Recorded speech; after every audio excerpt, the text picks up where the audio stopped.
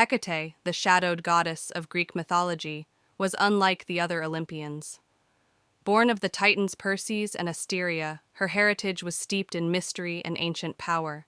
She wielded authority over the realms of earth, sea, and sky, a unique dominion that allowed her to exist beyond the direct influence of Zeus and the Olympian pantheon. She thrived at the edges of the world, where boundaries blurred, making her the goddess of liminality, transformation, and magic. One fateful evening, under the silver light of a crescent moon, Hecate wandered the wilderness. Her torches illuminated the tangled paths of the forest, guiding travelers lost in the woods. She was often accompanied by her spectral hounds, their howls echoing through the darkness, a sound both terrifying and comforting for those seeking her aid. She wasn't a goddess of chaos or destruction.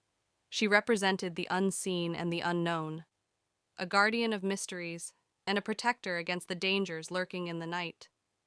In one of her many legends, Hecate encountered a mortal woman named Lyra. Lyra was a skilled healer who lived on the outskirts of a small village. Despite her talents, she was feared and ostracized by the villagers, who accused her of witchcraft whenever misfortune struck. One day, a deadly plague swept through the region, and the villagers begged Lyra to help. She worked tirelessly, concocting remedies and tending to the sick, but her efforts were in vain. The plague persisted, and the villagers turned against her, blaming her for their suffering. Desperate and broken, Lyra fled to the forest, seeking refuge. She collapsed at a crossroads, the traditional place of Hecate's power, and called out to the goddess, "Hecate, goddess of magic and night, I seek your guidance. Show me the path I must take." Hecate appeared before her, cloaked in shadows, her torches casting flickering light. "Lyra," she said, her voice a blend of stern authority and gentle compassion. "You stand at a crossroads, not just of paths, but of your life. What you choose now will shape your destiny." Lyra begged for the power to heal the villagers, to prove her worth and save them from their suffering. Hecate gazed into her soul, seeing the purity of her intentions. She offered Lyra a choice. "I can grant you the knowledge and power you seek, but it will come with a price. The villagers will never accept you, for they fear what they do not understand. You will be an outcast, but you will have the ability to save them."